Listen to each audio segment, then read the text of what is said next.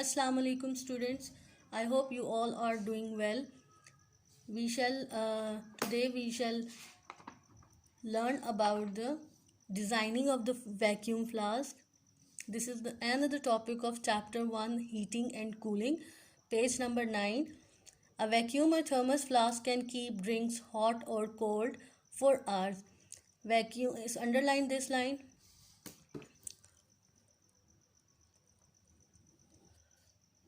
Vacuum और thermos flask can keep आपकी drinks को हॉट और कोल्ड रखता है फॉर बहुत से घंटों के लिए. The flask has number of features which reduce the rate at which heat flows in और आउट ऑफ इट. फ्लास्क के बहुत से फीचर्स हैं जो रिड्यूस करते हैं rate of heat loss, heat को flows in and out evacuate होने से. We discuss different features of the vacuum flask one by one. The first one, the stopper reduces heat loss by convection and conduction. As you know, a stopper reduces heat loss, heat transfer, because it is an insulator.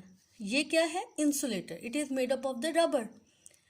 And by convection and conduction heat loss हो सकती है because hot air molecules है. It will evaporate, it will evacuate from them.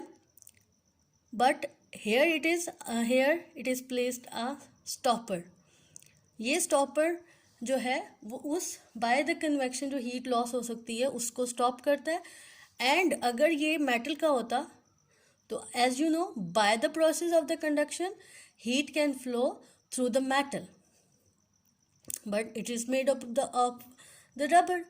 So stopper plays a role to stop the heat.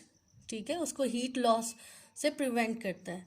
Second point, the space between the walls has the air removed, vacuum, so heat loss by convection and conduction is reduced. जो bye convection और conduction से heat loss होनी थी, तो यहाँ पे side पे जो डिज़ाइन किया हुआ है वाइट कलर का, this is the vacuum. Right, vacuum का मतलब खाली, जिसमें एयर मॉलिक्यूल्स भी नहीं होते. अगर यहाँ पे एयर मॉलिक्यूल्स होते bye the convection current, the process is hot air rises up and because it is a less dense than the cold air, so cold air उसको replace कर लेती और कंडक्शन से भी रिड्यूस हो जाती, हीट लॉस हो जाती. तो वो भी रिड्यूस किया, उस गैप के सराउंडिंग में ग्लास और स्टील वॉल लगा दिया. ठीक है, इस glass is made up of the insulator. वो इंसुलेटर से इट इज़ अ इंसुलेटर, और इंसुलेटर से हीट कंडक्ट नहीं होती.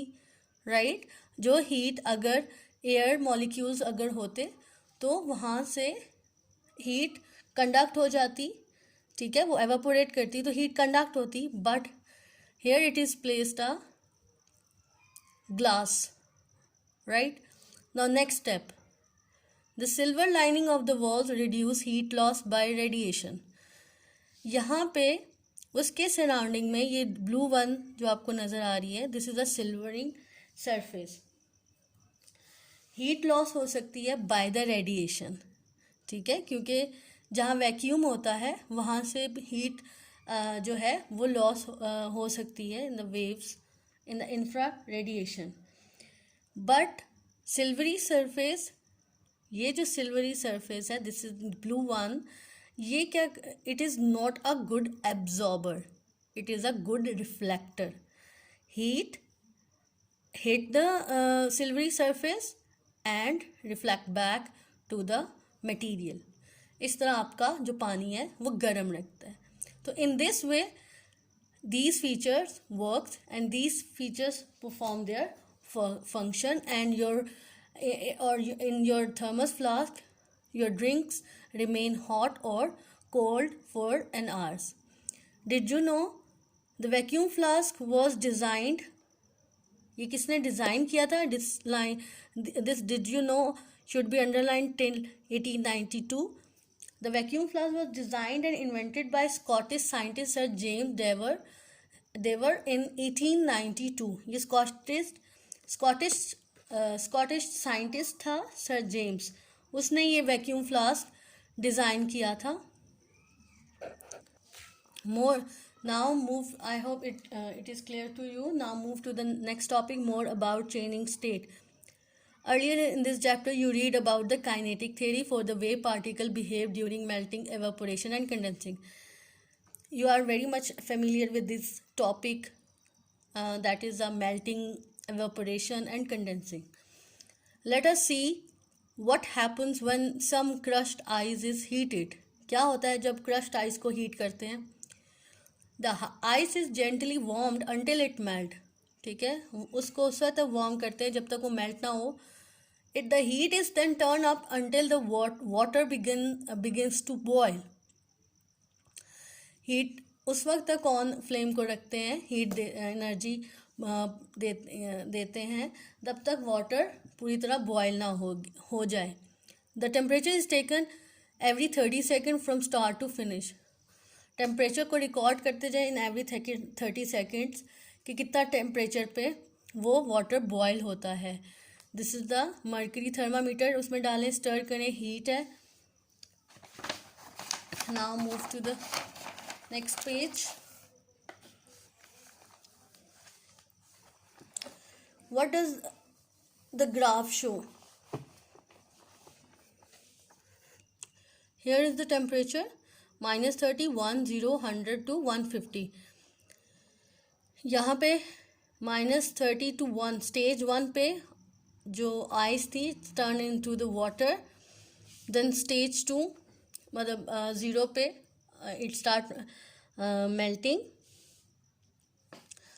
एंड स्टेज 3 जब वो 100 पे गया it start boiling. And boiling में जब इट गिव्स द स्टीम और देन इट्स वो आपको फिर स्टीम मतलब गैस में कन्वर्ट हो जाती है. देन और there molecule are freely move. So what does the graph show?